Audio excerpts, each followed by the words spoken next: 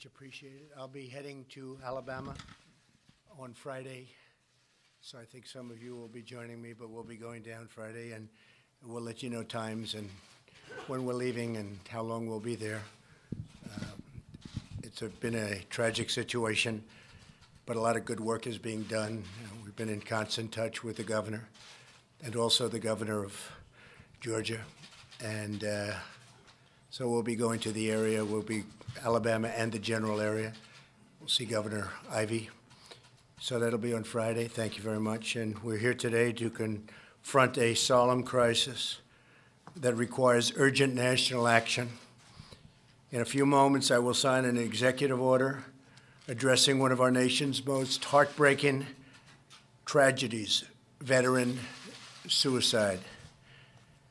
Our mission is to mobilize every level of American society to save the lives of our great veterans and support our heroes in need. We've worked very hard on Choice for the Veterans and so many other programs, and done a really great job in so many ways. The veteran suicide is something that's been an incredible thing to watch, hard to believe. It's tragic. Today, we can help end this crisis. I'd like to thank Secretary Wilkie for being here today with us. He's done a fantastic job as Secretary. He's making tremendous progress at the VA. We are also profoundly grateful to be joined by many of our nation's leading veteran service organizations, the best, and all of the state and local veteran leaders. And I want to thank everybody very much for being here. Thank you very much. Thank you all very much. I know how hard you've been working on this. Veteran suicide is a tragedy of staggering proportions. Hard to believe. An average of 20 veterans and service members take their lives every single day. Who would believe that's possible? There are more than 6,000 veteran suicides per year. The suicide rate among veterans is 1.5 times greater than that for non-veteran adults, and the suicide rate for post-9/11 soldiers has increased significantly over the last 10-year period. To every veteran, I want you to know that you have an entire nation of more than 300 million people behind you. You will never, ever be forgotten. We are with you all the way. I think you know that. Supporting veterans is a very, very important thing to me, and it's been very important from my campaign, from day one, and from before my campaign, but from day one. Supporting veterans in distress is a critical priority for our entire administration, everybody in the administration. Last year, I signed into law the largest funding bill for the VA in its history, which included $8.6 billion for veterans in mental health services. I also signed an executive order directing the Department of Defense, Veteran Affairs, and Homeland Security to ensure our veterans have seamless access to mental health care and suicide prevention resources. These efforts focus on veterans the first year after they separate from military service, when they are at the heightened risk area. The White House VA hotline has fielded more than 200,000 calls and successfully resolved 93% of the concerns our veterans brought to them. And they work very hard. It's been very, very effective. We secured $206 million for VA suicide prevention programming. Every VA medical center now offers same-day emergency mental health care. These are crucial steps, but unfortunately, most veterans who die by suicide have not been in the care of the VA. Many of them don't know about the programs that we have or the programs that we've instituted. In fact, nearly 70% of those lost to suicide have not received care from the VA in the previous 2 years. They're just not aware of those great strides. They're just not aware. It's just not something that's on their mind. This grave problem can only be solved if our entire country works together to build communities that truly serve, support, and protect our veterans from the first moment they return to civilian life. It's so different. They leave a military life and they go to civilian life, and it's just much different. We must keep our promises to those who keep us free. Through today's action, I am launching the Prevents Initiative, the President's roadmap to empower veterans and end the national tragedy of suicide. This order creates a new cabinet-level task force co-chaired by Secretary Wilkie. The task force will create a comprehensive national public health roadmap that brings together federal and local government, along with private sector partners, to improve the quality of life for our veterans and turn the tide on this terrible crisis. We're being helped greatly by our strong economy. Our economy is very, very powerful and makes it a lot easier for people to get jobs, including veterans. And a lot of companies are actually giving priority at our request to veterans, and they're very happy with the results. The task force will be charged with developing a national research strategy so that we can more effectively identify, intervene, and help veterans during a time of need. By investing in research and scientific advances, we can better understand the trauma our brave soldiers face and how to restore their faith and their health. Under this order, my administration will also work with Congress to pass legislation providing resources and assistance in the form of grants to communities so that they can empower veterans with critical information, services, and networks of total support. We're going to take care of our veterans. We're working so hard on this. We're making so much progress, and we're going to take care of them like never before. Veterans are America's greatest national treasure, and a lot of people understand that. Some people don't. I will tell you, our single greatest national treasure. They kept us safe, and we're going to keep them safe. They courageously fulfilled their duties to our nation. Now we must fulfill our duties to them. Here with us today is Frank Larkin. His son Ryan followed in his footsteps to become a Navy SEAL. Terrific, terrific young man.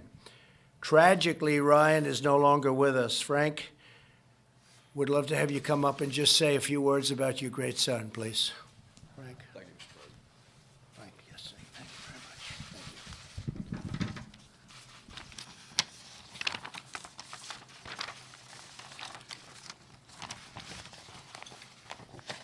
Thank you, Mr. President, and thank you to our warriors and veterans present today, along with the veteran service organizations, our partners who are working hard every day to make a difference for our veterans who are in need, to the other government leaders here today, and to the survivors of suicide who live every day with the pain from the loss of their loved one.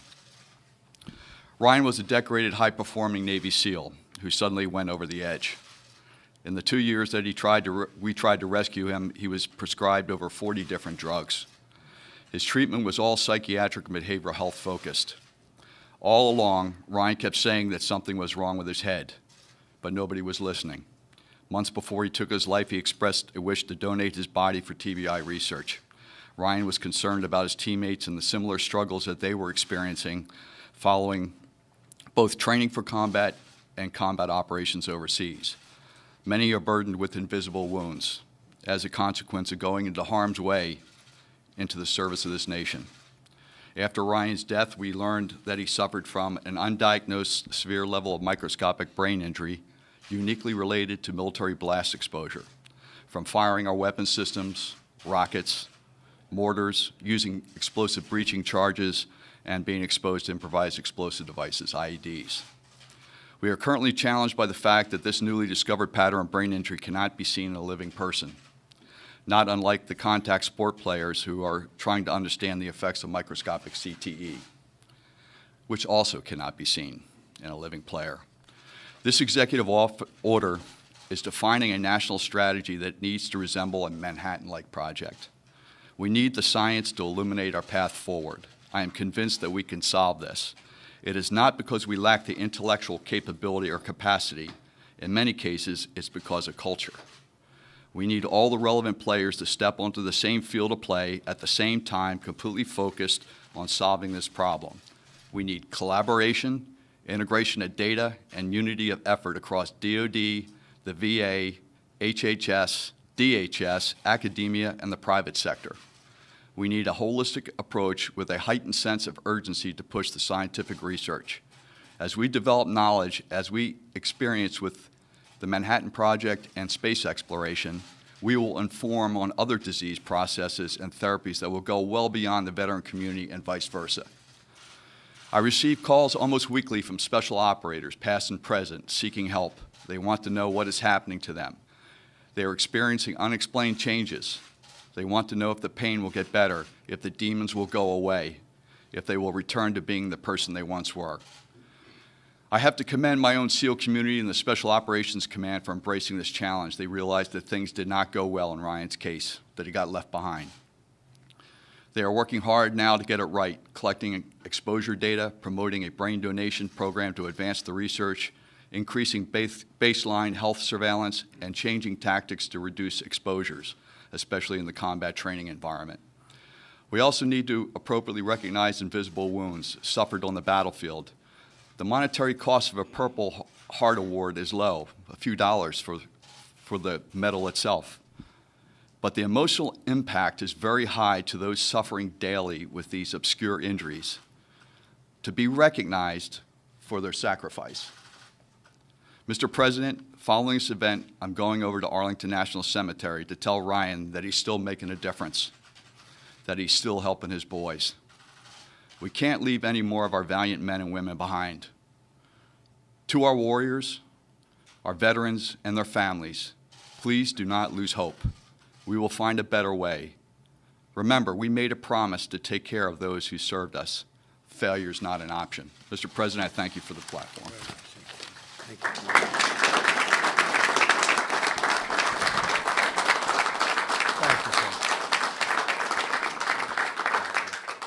Thank you, Frank, very much.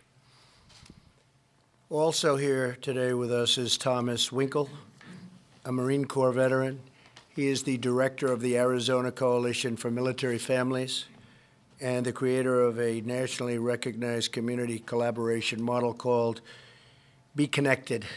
And Thomas, if I might, could you please come up and say a few words? Thomas. Thank you, Mr. President. Okay, thank you, Thomas. Here you go. Thanks. Thank you, Mr. President. I greatly appreciate being able to be here and speak with you all today. To Frank, I really appreciate your words. I'm sorry about your son. He is in our hearts, and you are in our hearts, your family, and Semper Fi, brother. Folks, the Prevents Initiative is exactly what this country needs. It is exactly what the thousands, the tens of thousands of individuals across the country have been hoping for. For the past 10 years, I've been working with states, every single state across the country, local teams, state teams, federal teams. And when you boil everything down, all their concerns, all their hopes, all their dreams, all their frustrations, what it really comes down to is that there needs to be a sense of coordination and collaboration, unlike what we have today and unlike what we've seen before. We're not talking about just regular old coordination and collaboration or partnership that is partnership in name only, but we need partnership that is true, that is consistent, that allows the organization to meet both its own metrics and its altruistic metrics. It's incredibly important, and it's incredibly valuable. We have examples of this true partnership, little ones all across the country. One from Arizona happens to be in 2010. The Arizona National Guard had its highest rate of suicide ever. Very, very difficult situation. Partners got together under the leadership of a collective impact initiative, and we all had the same goal in mind. How do we reduce this number or get rid of it completely? Over the course of 36 months, we dropped the rate from the highest ever to 0. It can be done. We have the ability to prevent suicide, to make lives more empowered, to make lives have more meaning, and to be able to drive folks forward to feel the success that happens when they get a great job or they get a great spouse or they have kids. Look, the reality is that we've all known someone who has died by suicide. It is hard, it is painful, and we have the ability to stop it. What our belief is, and the way that we were able to do this, is that we worked with a no wrong door and no wrong person approach. A no wrong door, no wrong person approach. That means every single organization was engaged. Every single organization was involved that had a stake in service members, veterans, and their families, and their survival, and their thriving. So, we have mechanics, and lawyers, and doctors, and teachers, and first responders. And we have hotel clerks. One of my favorite stories is a hotel clerk that noticed that a person that was checking in happened to be a veteran, that they were struggling in a variety of different ways, but the hotel clerk didn't know what to do. He called what we have in Arizona called the Be Connected line, talked with them. They coached him through, how do you just connect with the individual? So the clerk goes up to his room, knocks on the door and says, "Hello, sir, I just wanted to check in with you. You seem like you might be a little distressed, and I wanted to see if there was anything I could do for you." The individual said, "I'm so glad that you came up. I'm so glad that you talked with me, because I was sitting here contemplating how I was going to die, not whether, not if. So you may have just saved my life." We hear these stories consistently, and it takes the entire community to be able to do this. Everybody working off the same page. Our belief is that if everyone knows what to do when an individual is in trouble, they will act, and we've seen it time and time again. So, Mr. President, we greatly support this act, or this initiative. It is an incredible thing. We deeply appreciate everything that you've put into this. It is going to make a huge difference. And I can speak on behalf of Arizona and the other states that I've spoken with that we stand ready. Thank you.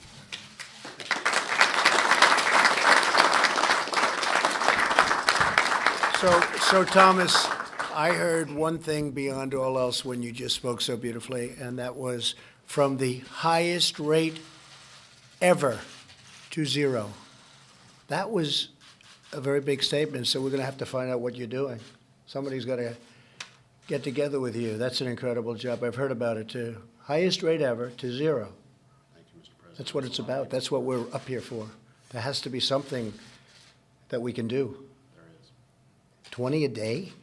It's hard to believe. So thank you very much. Come here again. Thank you very much. I'd like to ask a man who's really done an incredible job before I sign, Secretary Wilkie, to step up and just say a few words. I'm so happy that he's our secretary. If you look over the last fairly long time now that he's been secretary, we've had so many good stories about what's happening generally at the VA. We're extremely proud of choice. It's been many, many decades that they've been trying to get choice, where a veteran can go out and see a doctor if the lines are long. They don't have to wait 4 days, 9 days. I always say 3 weeks, 5 weeks, 10 weeks, never get to see a doctor. People go online and they're not feeling well and they end up being terminal by the time they get to see a doctor. And by the way, we have great doctors, I have to say. I've heard one thing I hear, we have great doctors in the VA. A lot of people say getting there is tough, but when you see them, they're as good as anybody in the world. We have great doctors. But a man who's really put it all together is Secretary Wilkie. So, Secretary, please say a few words, please. Come on over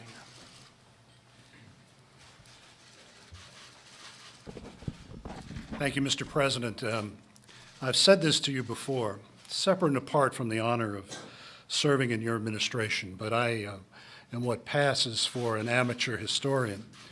And there has never been a campaign or an administration where the candidate and the president put veterans at the centerpiece of his campaign and his administration until you did that.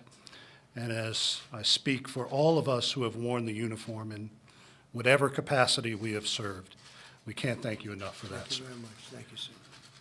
So last week, 3 Department of Veterans Affairs heroes put their lives on the line to keep a fellow veteran from taking his own life. Dr. Bruce Goldfeder, Dr. Evelyn Alba, and hospital technician Navarone Johnson in the West Palm Beach VA Medical Center risked their lives to save the life of a veteran. 2 of our VA heroes were wounded, one severely, but that veteran lived. Since 2017, VA employees, doctors, nurses, technicians, policemen have saved 243 veterans, just like the one that our heroes saved in Palm Beach. But since 2017, 19 veterans have not been saved. That is what today's ceremony is about.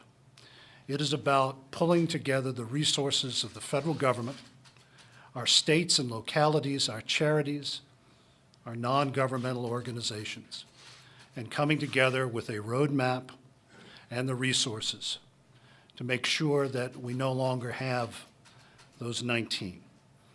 I've said many times that the mission of the Department of Veterans Affairs is to remind our fellow citizens why they sleep soundly at night. They sleep soundly at night because of the sacrifices of a select number of their fellow Americans who have taken the affirmative step to serve in uniform. Those, as the President said, those 20 who every day take their own lives, 14 of them outside of our VA system, most of them from my father's generation, his comrades from Southeast Asia.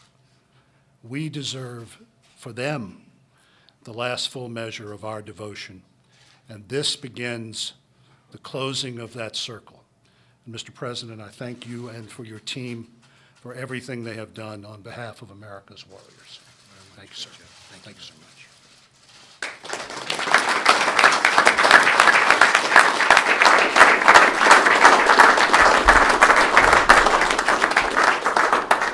This is very important to me and to everybody here. Thank you very much.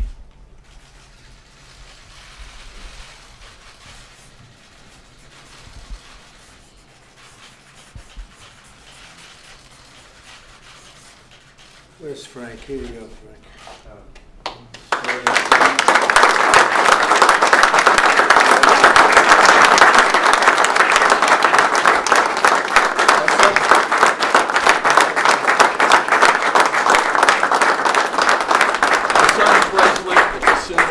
Veterans who have taken their lives. We've got to keep our eye on the ball. Thank you, Frank.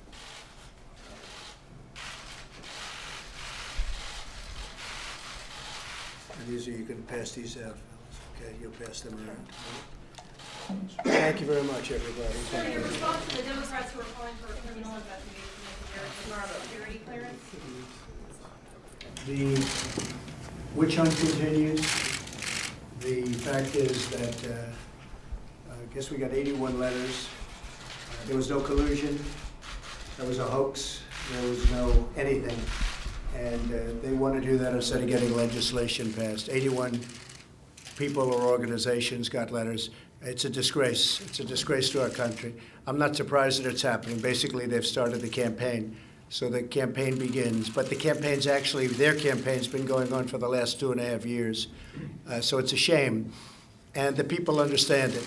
When they look at it, they just say presidential harassment. But that's okay. No administration has accomplished, probably you could say this with absolute surety, in the first 2 years, anywhere near what we've accomplished, whether it's the tax cuts, whether it's regulation cuts, whether it's the Veterans Administration, what we've done with the Veterans Administration, with choice and so many other things that nobody thought would be possible to get passed. No administration has done in its first 2 years what the Trump administration has done. So what the Democrats want to do, they cannot stand the loss. They could not stand losing in 2016. I see it all the time. I see people getting on. I saw a certain person get up yesterday, the anger, and they just haven't gotten used to the fact that we won a lot of states that haven't been won by Republicans in a long time. But essentially what they're saying is the campaign begins, instead of doing infrastructure, instead of doing health care, instead of doing so many things that they should be doing, they want to play games. President Obama from what they tell me, was under a similar kind of a thing, didn't give one letter. They didn't do anything. They didn't give one letter of the request. Many requests were made. They didn't give a letter. It's too bad, because I'd rather see them do legislation. We negotiate out legislation where so many things, actually things that we agree on, like infrastructure, but they want to focus on nonsense. So I just want to end by thanking all of the people that are in this room today, very special people. The job you've done for the VA is incredible. And just keep up the good work. And Secretary, you've been fantastic. Thank you very much. Thank you all. Surprise, everybody answer the business records as well.